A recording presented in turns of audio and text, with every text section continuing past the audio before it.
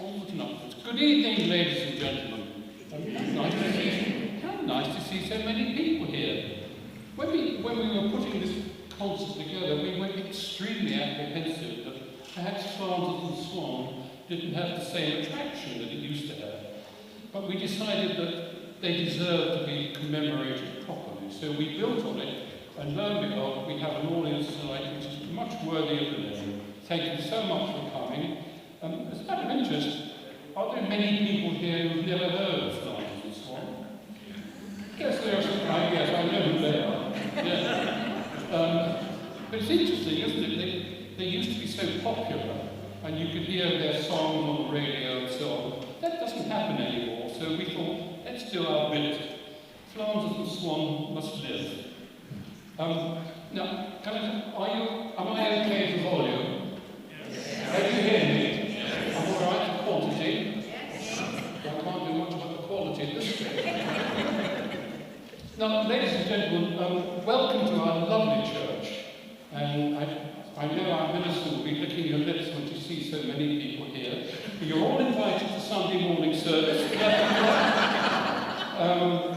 Subscriptions at the door, and coffee and tea and chat afterwards. We look forward to seeing you. Don't we? We do. Yeah, we do. Now, what we're going to do this evening, we're not just doing Flanders and Swan, we're going to throw some other stuff in. Now, for example, Donald here, I'll explain why he's Donald, wanted to do the Eric Satie Vexations. So I asked him, that sounds good, I like Satie, how long does it last? And he said 16 hours. He said, I can do the short version of 13. So anyway, we abandoned that idea, but we did put together some other ideas trying to utilise Donald's skill on the piano. Anyway, the dramatis personae, is it dramatis or is it dramatis? I don't know. Anyway, it's only the two of us. At the piano here, or keyboard, is Mr. Donald Swan. And he's being played by Mr. Michael Ellicott, known colloquially on all police notice boards in Scotland as Tricky Mickey. By process of elimination, you will have worked out that I am Michael Flanders. And I am being played... Please, I'm impressed. I am being played by Mr. David Sawyer, known throughout the pubs and clubs of Perth as Dave the Rave. Anyway, enough of the introduction. We're going to sing a couple of songs to begin with. The first one is our favourite, I think, isn't it? Yes, it's because it's the first one we tried and we liked it. Also, it gets to picture the hall in a very nice way. So it also means something to us because it commemorates a lost generation of bus conductors. Did anybody travel here by bus this evening? No. In which case you will not have noticed there are no bus conductors on buses anymore. They used to be the wit and humour of the bus journey. It made it worthwhile, and the good ones could insult you without you realising you were being insulted. So we'd like to commemorate our first song to them, and it used to be called the Omnibus Song, but it's now called A Transport of Delight. Some talk on the stage, some like us smart and cheap, or our body lying, they lay them doon and deep. Such mean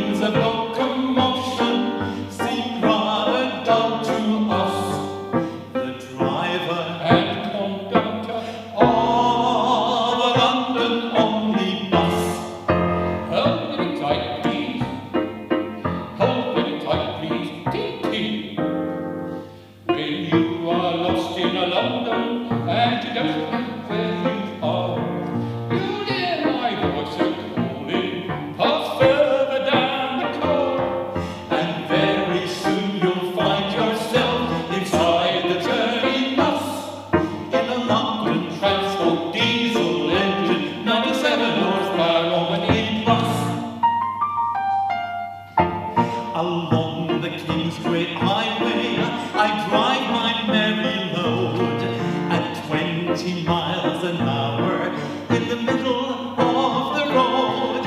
We like to drive in convoys, we are most gregarious.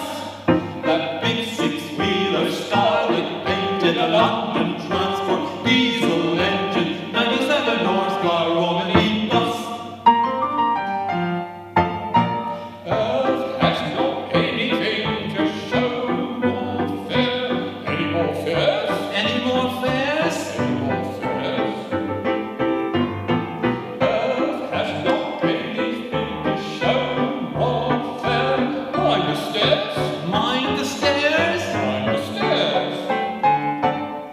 When cabbies try to pass me before they overtakes, I sticks me flippin' hand out as I jam on all me brakes. Then jackal taxi drivers can only swear and cuss behind that monarch of the road. Observer of the highway code, that big six-wheeler Scarlet painted a London Transport diesel engine, 97 horsepower Romany bus. I stops when I'm requested, although it spoils the ride, so he can shout, Get out of it, we're full right up inside. we don't ask much for wages, we only want fair shares. So cut down all the stages and stick up all the fares. If tickets cost £5 a piece, why should you make a fuss? It's worth it just to ride inside that That 30-foot long by 10-foot wide inside that monarch of the road. observer of the highway code, that big six-wheeler Scarlet painted a London Transport diesel engine, 97 horsepower Romany bus. Hold it tight, please.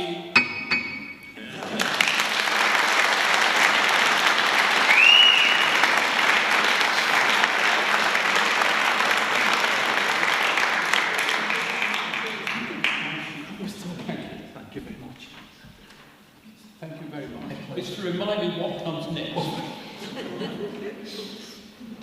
Yes, the next one, it may well be that we should be insulting one or two people in the audience if they happen to work in the trades which we mentioned. However, do remember, we didn't write the words. Don't shoot the messengers. It's called The Gas Man Cometh.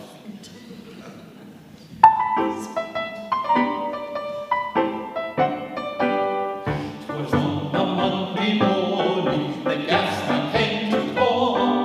The gas tap wouldn't function, we got no gas at all. He tore out all the skirting boards to try and find the main, and we had to call the carpenter to put them back again. Oh, it all makes work for the working man to do. Was on a Tuesday morning, the carpenter came round. He hammered and he chiseled and he said, look what I found.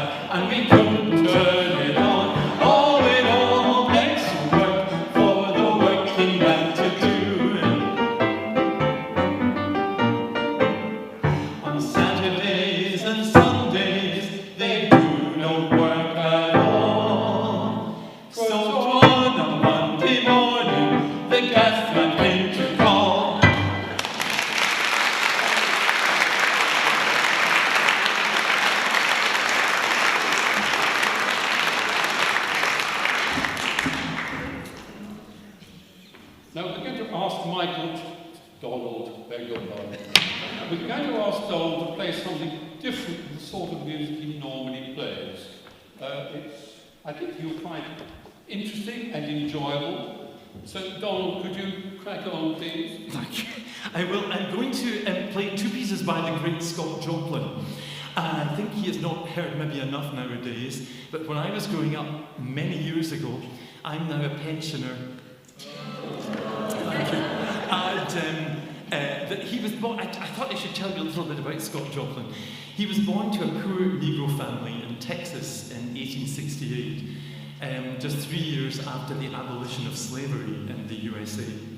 By the time he was 10 years old, he was a skilled, self-taught professional who had a big, big following. And he became incredibly well known very quickly. And I'm going to play two pieces for you this evening. The first one is one you may not know, called the Ragtime Dance, which is a stop-time two-step. I stamp my feet, in case you think I'm angry. I mean, it's not that. I stamp my feet, this is what he's asked me to do. And I'd rather you didn't copy me when I do it, thank you. And the second piece is the Maple Leaf Rag, which I'm sure you all know.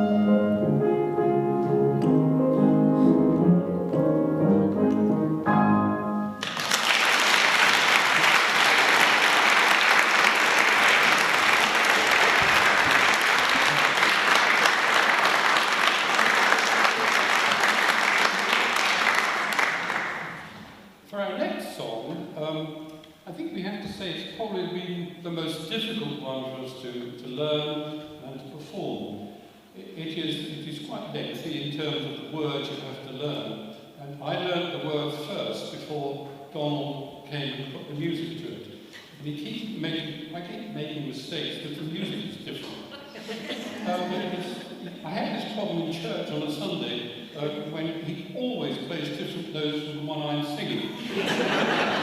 And that's courtesy of Eric North and Andre Crediton. So this is called Have Some Madeira, Madeira. It's probably one of his their best known songs. We'll do our best.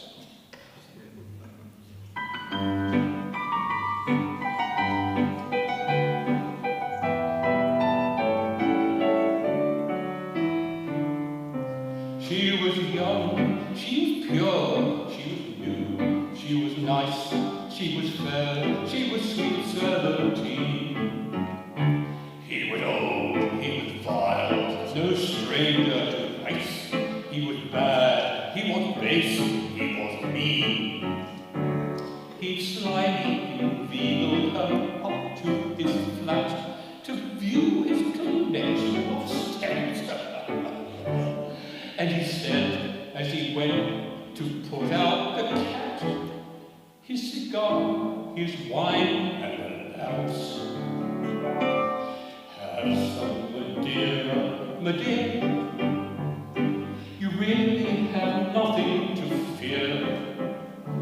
I'm not going to tempt you, that wouldn't be right. One should drink spirits at this time of night. Have some Madeira, Madeira. It's very much nicer than beer. I can't take to sherry, one shouldn't drink stout. And port is a wine I can well do without. It's simply a case of chacun a son gout. That's French. Have some Madeira, Madeira.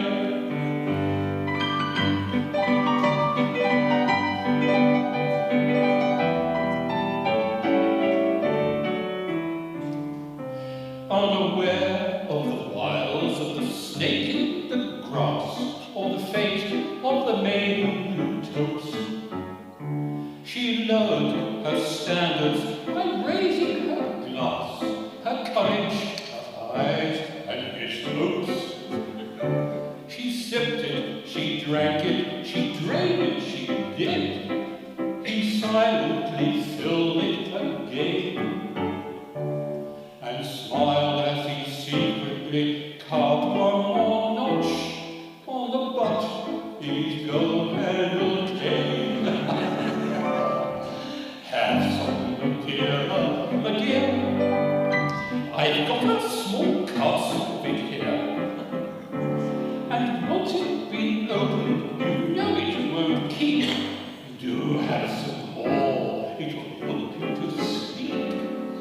Have some Madeira, Madeira. It's really a very good year. Now, if it were gin, you'd be wrong to say yes. The evil gin does is hard to assess. And besides, it's inclined to affect me prowess. Have some Madeira, Madeira.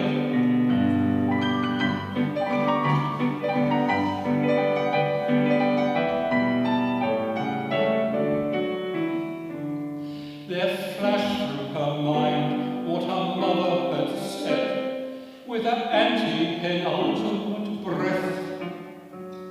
Oh, my child, if you look on the wine when 'tis red, be prepared for a fate worse than death. She let the glass fall with a shrill little cry. Crash tinkle, it fell to the floor. He cried, what on earth? She made no reply. Up her mind and dashed for the door. Have some Madeira, Madeira. Rang out down the hall loud and clear. In tenuous cry that was filled with despair, as she paused to take breath on the cool midnight air.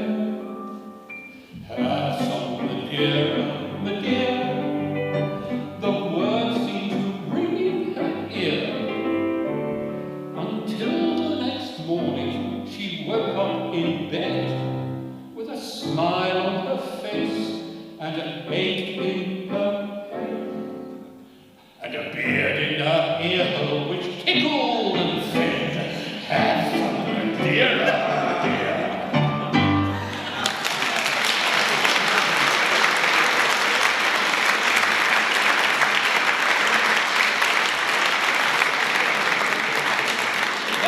First time we've ever got through it unscathed. Now then, what comes next? Incidentally, that was a Victorian melodrama in a way, wasn't it? I hope there are no maidens in the audience who too. If there are, come and see me in my dressing room. Our next song is, I want to introduce some satire into this evening because I suppose Gilbert and Sullivan started the whole short story, song, satire type of music with witty songs and so on, but they always were within the context of a show. And I think Flanders and Swan picked that up and realised there was an opportunity there. So they started to write these witty songs to coincide really with the development of much sharper satire in America. With Tom Lehrer, and then there was Bob Newhart. I don't know whether his names meant anything too, but they were very famous in their day. And that was followed on by, I think, like, that was the week that was, what was the other one I was thinking of? Monty Python. They were the next one. And then, of course, on the fringes of that, there was Victor Borger, that Belgian chap who played so beautifully on the piano. Now, I think, Donald, do you want to play something here, don't you? Do you want me to sing this song for you? Why not? I mean, only if you don't mind. Come on. We ask the audience. He's volunteering to sing. Put it to the vote. Right, on you go, Donald. Thank you.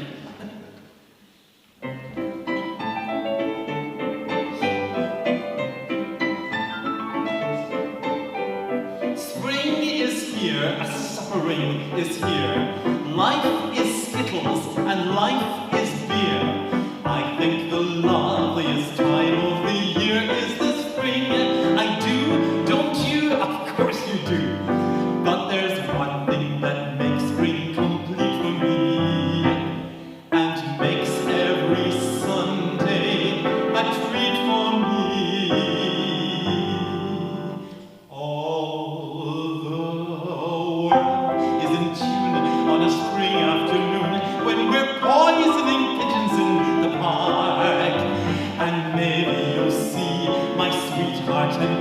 As we poison the pigeons in the park, when they see us coming, the birdies all try and hide, but they still go for peanuts when coated in cyanide.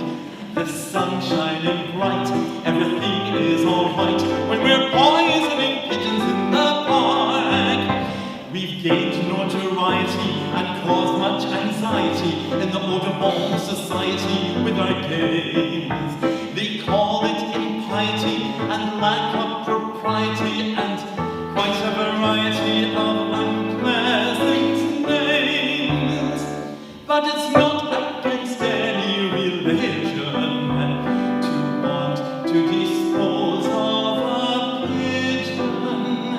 So if someday you're free, why don't you come with me and we'll poison the pigeons in the park, and maybe we'll do in a squirrel or two as we poison the pigeons in the park.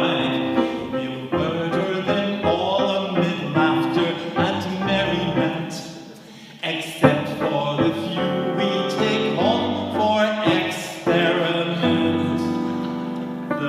My pulse will be stricken with each drop of strychnine I feed to the pigeons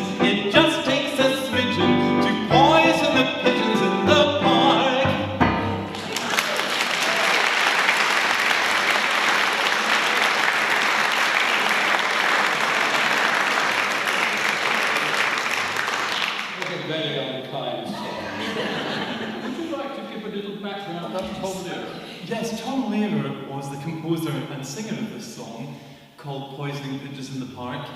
He was a professor at Harvard University in America, and he was a physicist, a very, very clever chap.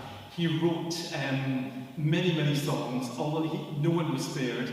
There are very few that can sing nowadays, but he died just fairly recently. And Because he died about 6 weeks ago. 6 weeks ago. Age That's 97. It was quite an age. Wonderful, wonderful chap. I used to sing many of his songs, but I'm limited to the few I can do nowadays. But yeah, he was a very clever, very enterprising, interesting, amusing man. Thank you. Thank you. The next song we're going to be singing is designed to help people here planning their holidays for next year.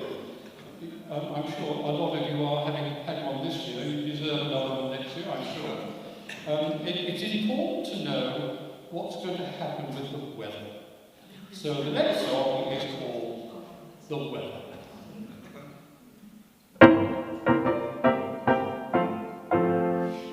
January brings the snow, Makes your feet and fingers glow.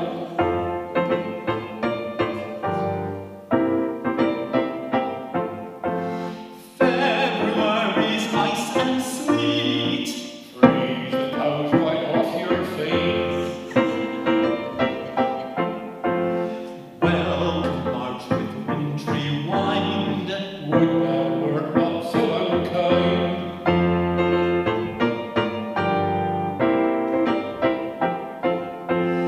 April brings the sweet spring showers, On for hours and hours.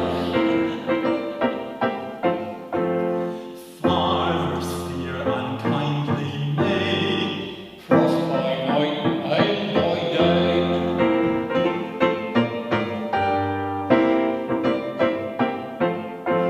June just rains and never stops, 30 days spoils the crops. in July the sun is hot, Is it shining? No, it's not.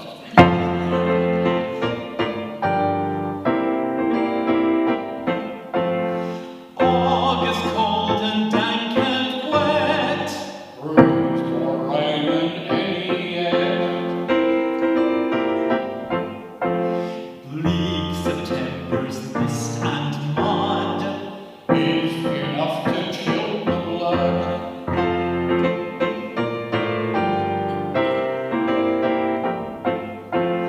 then October adds a gale, Wind and slush and rain and hail. dark November brings the fog, Would not do it too dark.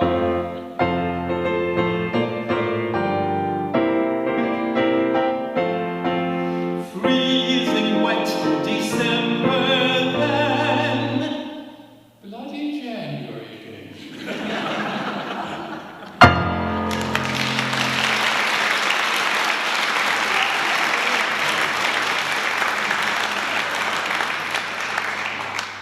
I'd like to tell you a little bit about Michael Flanders as I'm playing him. A very, very intelligent, clever man. He and Donald Swan were at school together in London, and they both went up to Oxford, where Flanders read a history degree. He was 6'3", a top athlete. He broke all sorts of records at Oxford, and he was also destined to become a great actor. Peter Ustinov was at the same college as him, and they worked together in the Oxford Drama Societies. And he was really destined to be a great actor. But then, during his time at university, the war, he was called up into the war. He joined the RNVR, and he was in a minesweeper which was torpedoed, and he was rescued. And then he developed polio, and that's why he was in a wheelchair for the rest of his life. That's why I'm in this wheelchair, to utter very senilitude. Swan and he started to write witty songs, and it's quite extraordinary the number of songs they wrote. But Flanders also developed a career in theatre. They wrote a number of shows, but there were two in particular. The first one was At the Drop of a Hat, which was very successful in London to rave reviews, and they went on tour to America, Canada, Australia, New Zealand and the Far East, and everywhere they went, the show was treated with great admiration. When they got back, they decided they could do it again, so they wrote another play, which was creatively called At the Drop of Another Hat. Again, that was a success. So Flanders was developing his career, working on radio. He was in Brains Trust, he was one of the Brains Trust, he actually chaired. He did shares in programs with Animal, Vegetable and Mineral, and Just a Minute. And Eamon Andrews actually did a program on his own sort of This Is Your Life, and Eamon Andrews featured in that. He died at the age of 53 in 1975. He was on holiday in Petticoat in North Wales, and he died of a tumour. And I think he was a great loss to the wit and humour of songs that have been written ever since. So that was Michael Flanders, and we regret his absence. Now, do you want to do anything else? Well, no, all right. Oh, no. Did you get that note of enthusiasm? I prefer to get a cup of tea. Would you like a cup of tea? I would love a cup of tea. Right, so should we break for a quick cup of tea? And we'll come back with lots more in the second half. In the meanwhile, this is a fundraising event for the church. So over there is the raffle table. There's a lovely table of prizes. Please give generously. We need the money. Every church needs the money, so we're in the same boat. And also treat yourself to tea and coffee and biscuits and things. There are people there desperate to serve you. So we'll see you later.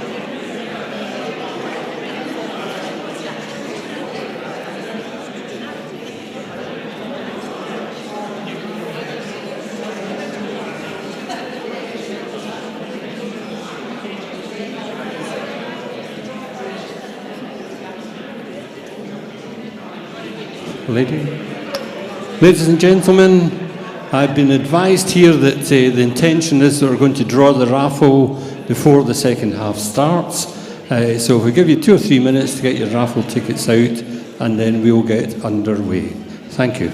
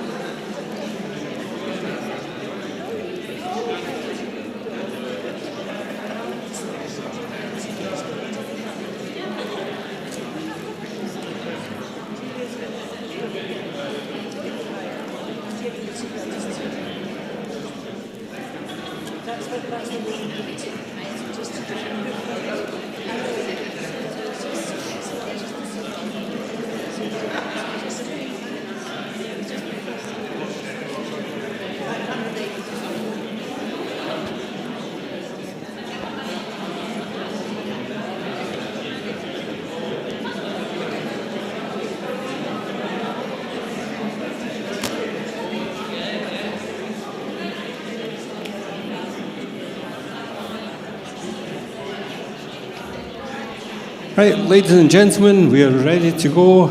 And if there's someone here, you gentlemen, would you like to pick the first ticket?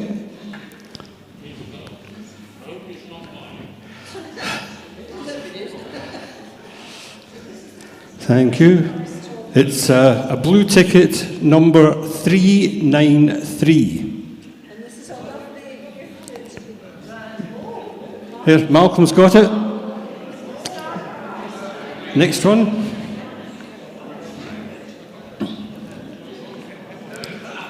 Thank you. A yellow ticket, 406. Yellow, 406. Here we are, gentleman up here. Pink ticket, 362.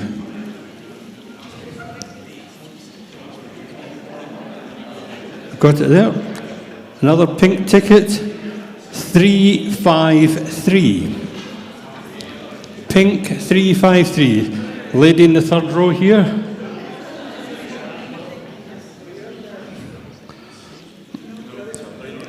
Third row, there we are. It's a blue ticket, 443. There we are.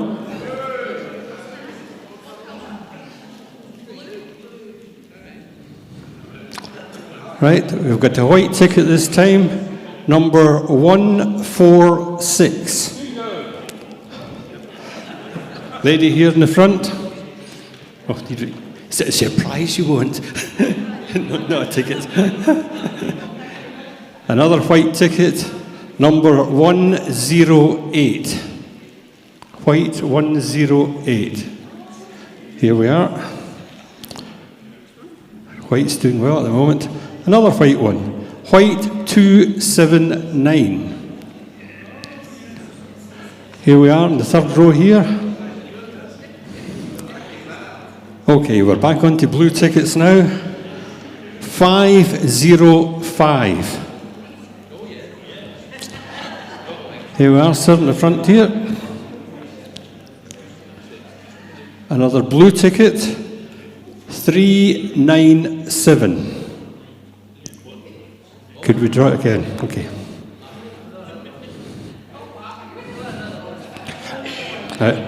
Thanks, Malcolm. Pink 450. Pink 450. Must be someone.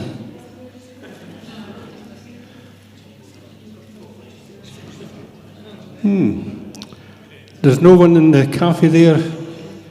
Could someone check the cafe just to make sure?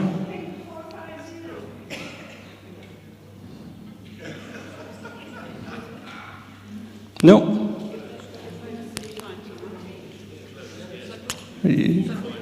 We'll put it aside at the moment, and if Pink 450 comes forward before the end of the raffle, they can collect the prize. If they don't, we'll draw it again.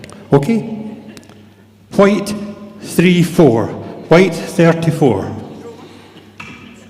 Here we are in the front row here.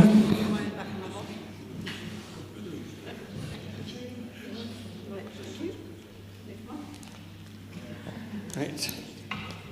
Blue ticket 546. Blue 546. Here we are up at the back. Okie-doke.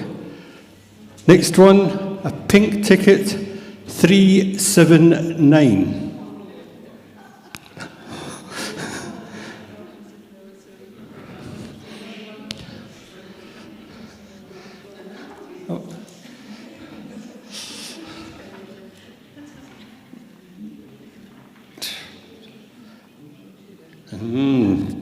That's a big deal now. Here we are. Oops, we're into another blue ticket. 469. Blue 469. Here we are in the front here.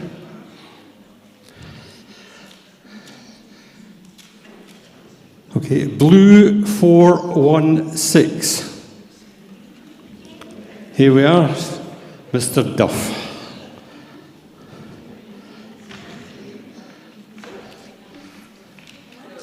Thank you. A white ticket, 42, 42 white. Mr. Duff. Mr. Duff has put it back in. Okay, blue 547. Here we are. We've got this lady up the top here. We'll go on forever if people refuse prizes. White number 2. There's Margaret up here.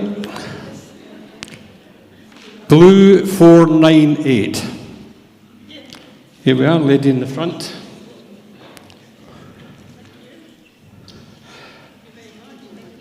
And a yellow ticket, 455. Yellow 455 up at the back end, yeah? Right. A pink ticket 472. 472 pink. Anyone claim it? Right, I'll allow you this time. There you go. Pink 437.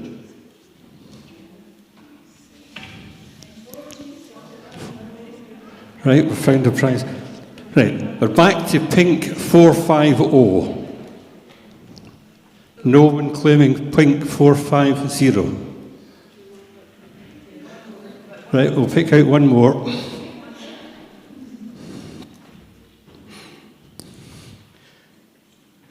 Okay, last prize.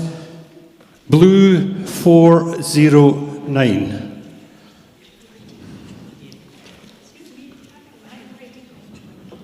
No, just take it. This lady in the front here is the last prize. Okay.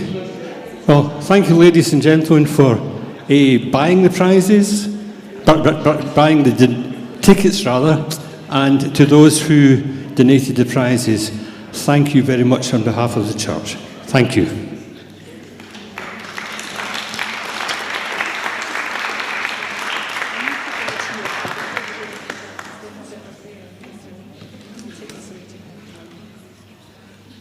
Calm down, please. Calm down.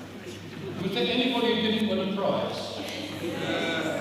Oh, that lot. Do the rest of you have any sympathy for them? Anyway, thank you very much, Janet, for doing that. Now, our second half. Now, to be honest, I'm going to start the second half with what I think is the highlight of the evening. And I say it's the highlight because I'm in it and he's not.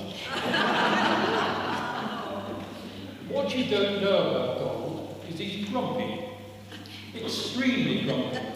And this manifested itself after one of our rehearsals.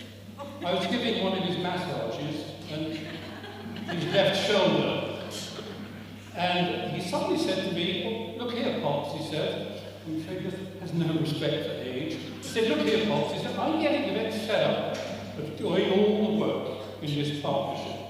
I do all the singing, I do all the playing of the piano, and you just sit there soaking up any applause we were lucky enough to get and doing nothing else. Why don't you get your finger out and do something?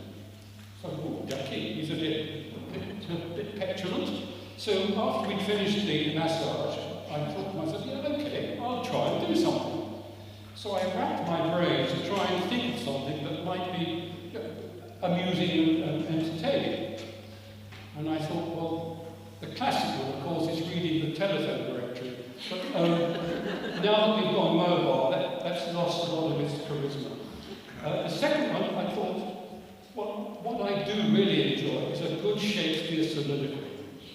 But then I thought we need an educated audience for that. Now I warned you about bus conductors who insulted people without you knowing about it. Would you know now about it? I've just insulted you, for which I apologise. I just felt that I had to do something that you would find entertaining. So I racked my brains, and I've come up with something which I hope you will find amusing. Now, first of all, you've got to exercise your imagination. Now, I hope you can all see this lovely car that I'm sitting next to. Lovely colour red, isn't it? And that lady over there, that middle-aged lady that's walking towards the car, I hope is Mrs. Webb. Excuse me, is your name Mrs. Webb? It is? Oh, good. And you've come for your driving lesson? Excellent. Why don't you come and get in the car? No, the front seat. Don't get in the back, Mrs. Webb. Right? No, not the passenger seat, in the driver's seat. Right, that's good. You're in the car. Fasten your seatbelt and make yourself comfortable. I'm just reading your notes. And I see in your notes that you've had one lesson already. Who's that with? Mr. Simmons. Oh, Mr. Simmons? I thought he was in hospital. He is. And you've been to see him. Why on earth did you do that? That was very kind. Was that? The incident happened while you were driving. What incident was that? He jumped out of the car while you were driving. What speed were you doing? Between 40 and 50. Well, that's quite fast, but did it mean he had to jump? And where was this? In your drive? And in reverse? Well, look, Mrs. Webb, I think you're going to have to put poor Mr. Simmons to the back of your mind, and you're going to have to concentrate on getting the maximum benefit from your lesson. So do you think you can do that? You think so. Right. Now, did Mr. Simmons teach you how to start the car? You think so. Right. Would you like to do that? Well, that's got the windscreen wipers going, so that's good. Try again. Oh, that's the indicators going, so we know they work. That's good. Try for a third time, please, Mrs. Webb. That's it. Well done. Well done. We've now got the engine going. Now, before we start off, I'm going to ask you a question. What do you think is the most important thing you have to remember before you drive away? Well, I wasn't thinking of praying. I was thinking of something much more practical, like checking your rear-view mirror.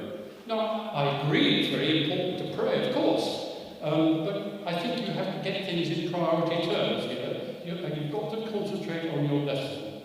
So what I want you to do, now you've started the car, is to drive gently out of the drive and turn left onto the road. Is that clear? You think so? Oh, good. Right, would you like to do that then, Mrs. Webb? That's good, right, you're going down. Now, Mrs. Webb, that was far too fast far too fast going around that corner. I'm glad that the lollipop lady was even faster. Unfortunately, she's fallen over, and I think you've broken her lollipop. Just drive on. No, she's quite all right. Look, she's getting up, and she's waving. How nice, yes, she's waving to you. So drive on, and then stop when you get round the bend, and then we can decide what to do next. Right, there we go, that's good. Now, what I want you to do, Mrs. Webb, I want you to continue along this road, and when we come to a left turn, I will then give you instructions what to do, because I want you to turn left. Is that clear? You think so, yes? So, off you go then. My word, Mrs. Webb, that's very good. Are you sure you've only had one lesson? You're driving extremely well, so smooth. Your steering is excellent. Right, now we're getting close. Can you see that sign in the distance for left turn? You can, good. I want you to turn left, so get ready, keep to the left-hand side of the road and start indicating. And turn when you're ready. Well, Mrs. Webb, it must be my instructions that are going wrong. I assumed, because you were in the left-hand lane and you signalled to go left, that you would turn left at the turning. But we seem to be on this gentleman's lawn. Excuse me, could you turn off your sprinkler? No, Mrs. Webb, you will not go to prison. No, you will not, I promise you. Please don't use that language, sir. No, Mrs. Webb, I think as soon as possible, I want you to drive off the garden. I want you to down the drive and back onto the road. Is that clear? You think so? And the same for you, sir. Right, off you go then, Mrs. Webb, down the drive. That's good, well done. Now turn left onto the road and watch your rear view mirror. Make sure... Stop! No, please don't cry, Mrs. Webb. I wasn't shouting at you, but it was this bus. So calm down, no, okay. Here we go. Now I want you to drive along this road until we'll find another place to turn left so we can try again. I think further up the road there's a crossroads. Well, no, don't. What's worrying, Mrs. Webb? You're worried about the honking going on behind. Oh, well, don't worry about it. They should know you're a learner driver and make allowances. Now, why did you do that, Mrs. Webb? Because you were afraid you were holding everybody up. Well, you're not doing that now that you're parked on the traffic island, are you? Now, when everything's gone, we'll check the rear view mirror and we'll drive back onto the road and we'll continue on towards the crossroads. But carry on driving as well as you were before we had the garden incident. Good, well done, that's good, excellent. You're doing very well, Mrs. Webb. Now, we come to the crossroads, and once again, I want to go through the same process of turning left. Keep on the left-hand lane and signal to go left. Is that clear? You think so. Right, here we come then, right? Good. Now, why did you do that, Mrs. Webb? Is it my instructions that are going wrong? I assumed that as you were in the left-hand lane and you were signaling to go left, that you would turn left. But you seem to have turned right, and we're now heading in the wrong direction on a one-way street. Now, the only thing we can do is to turn round and get back onto the road pointing in the right direction. And I think there's a little turning up there on the right-hand side I would like you to use. Do you think you could drive into that turning? You think so, right? Why don't you try that then? Off you go. That was well done, Mrs. What a lovely piece of driving you did there. That was very impressive. Now stop the car. That's right. Now we're going to engage reverse and reverse out onto the road and get back pointing in the same direction. Now, is that clear? You think so. Off we go. Off we go then. Now check your rear view mirror. Make sure you're praying as well, are you? No, okay. Well, check your rear view mirror and we'll reverse out. Oh dear. We seem to have hit something. Were you checking your rear view mirror? You were, but you were blinded by the light. What light was that? A flashing light in your mirror. A red flashing light. Yes, Constable, we were just talking about it. And I don't understand how it happened, but yes, I will come down to the station with you, but let me just talk to Mrs. Webb first. Now, please don't cry, Mrs. Webb, you're not going to prison. But if anyone goes to prison, it will be me, because you're driving under my instruction. So, now this nice policeman has just said to me, he invited me to go down to the police station to make a statement. In the meanwhile, the other policeman is going to take you back to the driving school. Is that clear? I beg your pardon? You said yes. Good heavens. Well, this is where, that's good. Now, what was that? Michael Flanders is my name. Why did you want to know? Because you wanted to book me for your next lesson. Now, Mrs. Webb, before I go, I must give you one piece of valuable advice. Are you listening?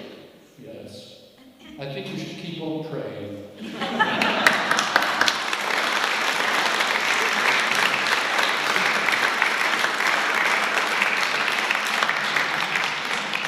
Did anybody hear the original with Bob Newhart? Yes, one or two hands going up. He did it far better. Anyway, the first song of our second half is one, again, it's a very tricky song. It's quite complicated, but it's a tale of thwarted love. So if the ladies in the audience want to get their tissues ready, fine, we won't watch. It's called Misalignments. There'll be a slight delay because I forgot to switch on the piano. Talk amongst yourselves.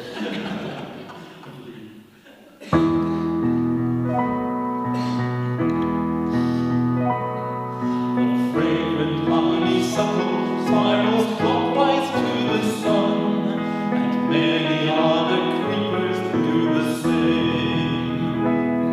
But some climb anti-clockwise. The bindweed does for one, or convolvulus to give her proper name. Rooted on either side a door, one of each species grew, and raised towards the window ledge above. Each corkscrew to the lintel in the only way it knew, where they stopped, touched tendrils, smiled, and fell in love.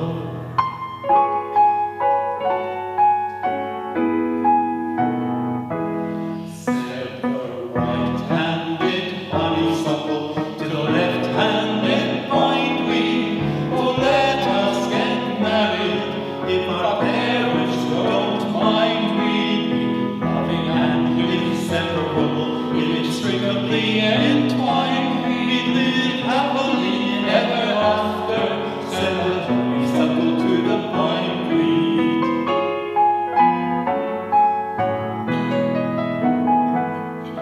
To the honeysuckle's parents it came as a shock.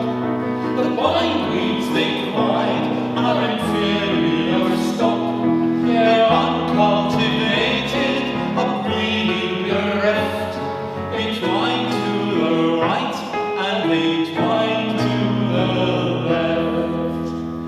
Said the anti-clockwise bindweed to the clockwise honeysuckle, we'd better start saving many a mickle, ransom muckle, then run away for a honeymoon and hope that our luck'll take a turn for the better, said the bindweed to the honeysuckle.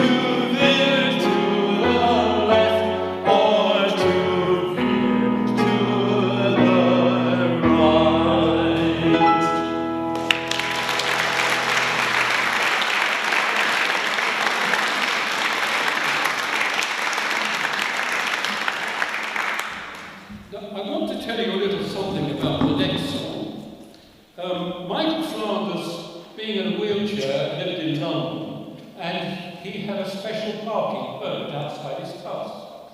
But during the day when he was off broadcasting and televising and so on, someone came and parked in his spot every day, and he spent ages, days, trying to find the miscreant, and had no success. But the thing he did notice was the number plate. And that number plate was 346 GNU. A little animal song.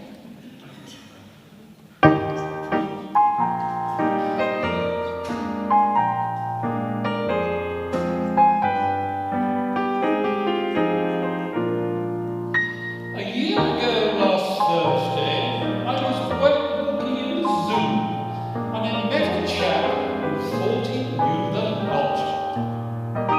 He was laying down the law about the habits of baboons and the number of quills a porcupine has got. So I said to him, "What's that creature there?" And he answered, "It's a elk." And I would have gone on thinking that was true if the animal in question hadn't put that chap to shame and said, "I'm not an elk, I'm a canoe. I'm a canoe." Spelled G-N-U. The gymnastics were good nature in the zoo. I'm a canoe. How do you do? You really ought to know who's who. I'm a canoe. Spelled G-N-U. I'm not a camel or a kangaroo. And let me introduce, I'm neither man or moose. Canoe, canoe, canoe, I'm a canoe.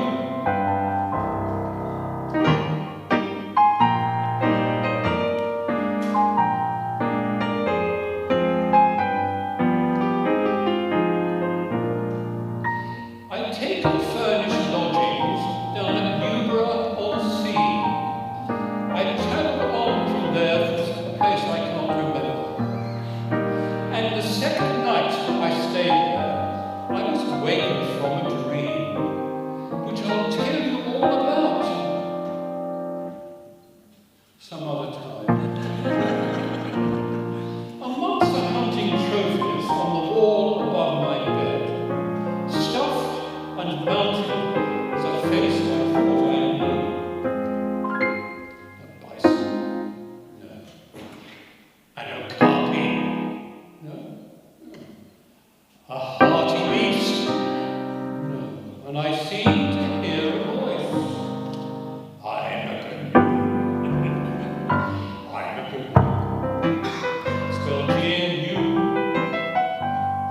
I wish I could ganesh my teeth at you. I'm a canoe. How do you do?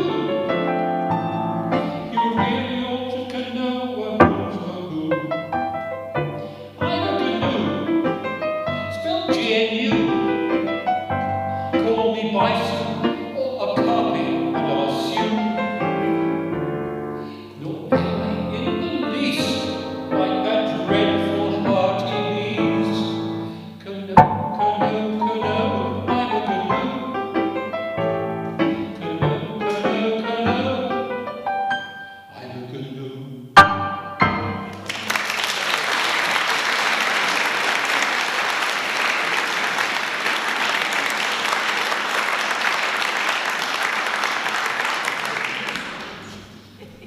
Now, you can tell by the swift movement that the piano now comes back into action, manipulated by Donald.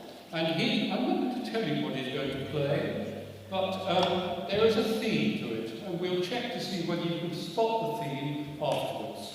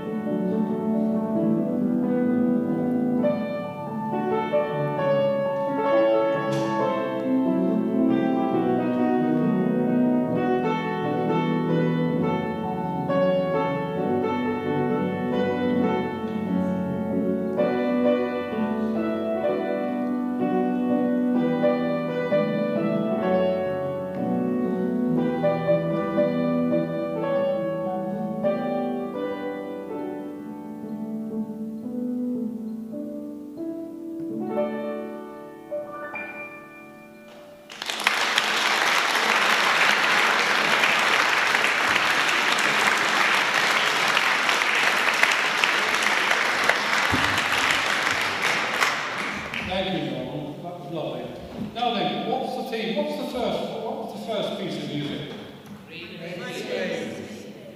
And the second? Sorry? Raindrop Well done. The Chopin Raindrop Sonata, yes. And the third? Rainy Days and Monday. So, rain. Which hasn't happened much this year, has it? So I hope you enjoyed that little interlude. We've got another couple of songs to go yet. The next one features an unfortunate man who suffered from an acute phobia. And it's one which some of you might suffer from as well, but perhaps not in acute form. Arachnophobia. Now, the ways of dealing with spiders vary, don't they? I mean, some have the slipper and rolled up newspaper on the carpet routine. Others get a glass, slide a piece of paper underneath it and deposit the spider in the garden. Now, can we put, who goes with the first one, the newspaper and the slipper? Come on, tell the truth. The rest of you all use glasses and put the spiders out. That's very brave, I have to say. That's not the sort of percentage I thought we'd get. However, the song we're going to sing is called The Spider in the Bath. And I hope you find it quite retrieving.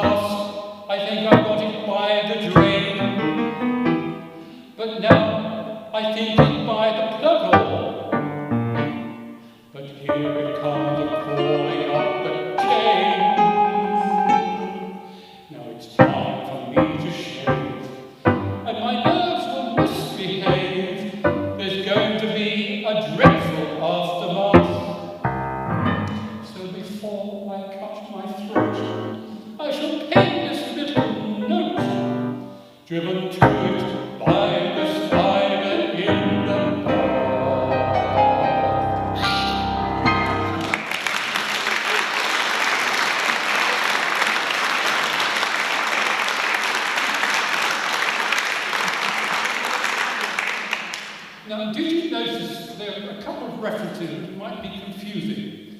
Has anyone ever heard of Garth? You've heard of Superman. Who's heard of Garth? One or two, that's good. But a lot of you will not have heard of Garth.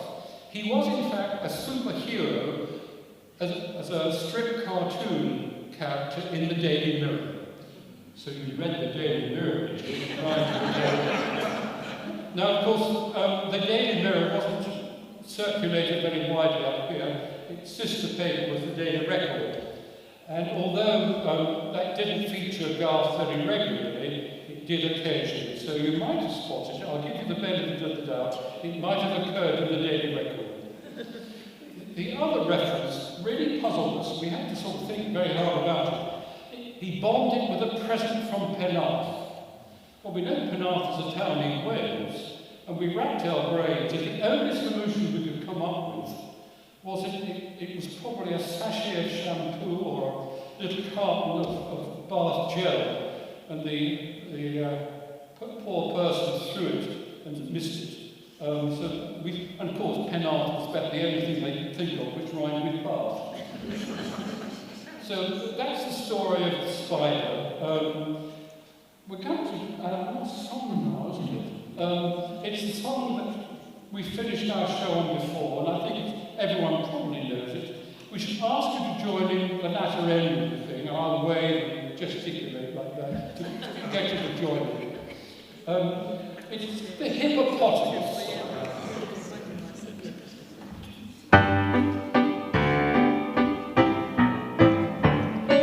A bold hippopotamus was standing one day on the banks of that cool shallow pond. He gazed at the bottom as it peacefully lay by the light of the evening star. Away on a hilltop sat combing her hair, his fair hippopotami maid. The hippopotamus was no ignoramus, and sang her this sweet serenade. Mud, glorious mud, nothing quite like it for cooling the blood. So follow me, follow, down to the hollow, and there let us follow it glorious mud. The fair hippopotami aimed to entice from her seat on that hilltop above. As she hadn't got a mark to give her advice, came tiptoeing like to her love. Like thunder, the forest re-echoed the sound of the song that they sang as they met. His innamorata adjusted her garter and lifted her voice into air. Mud, glorious mud, nothing quite like it for cooling the blood. So follow me, follow, down to the hollow, and there let us follow glorious mud. I didn't hear anything. Did we? Singing? Let's have it. Roof was off, then the rafters off next time. Third verse. Thank you very much. Would you like the intro again? What? Would you like an intro again? If you insist. Oh, no, thank you very much. Now more hippopotami began to convene on the banks of that river so wide. I wonder now what am I to think of the scene that ensued by the shag in my side. They died all at once with an ear-splitting Splash.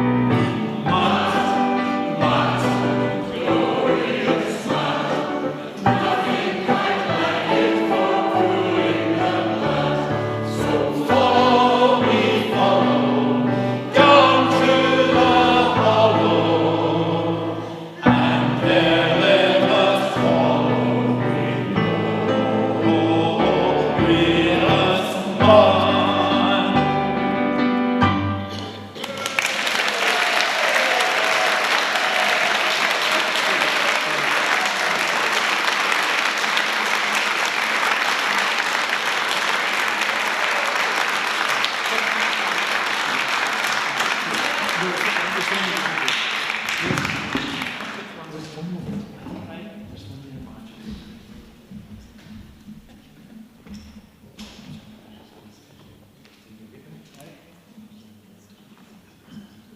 don't know. Ladies and gentlemen, they said that was their last song. I think we might be lucky and get another one.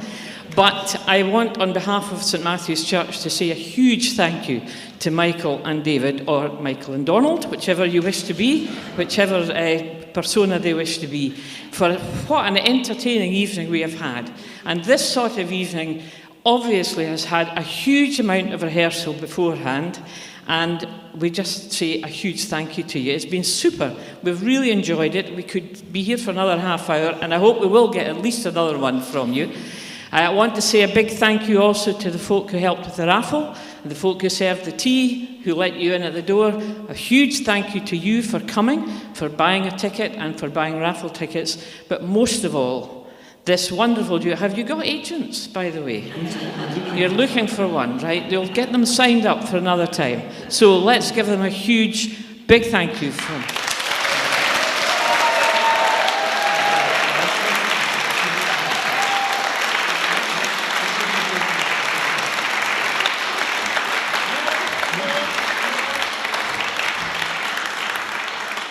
I'm afraid you've tested our repertoire beyond its limits.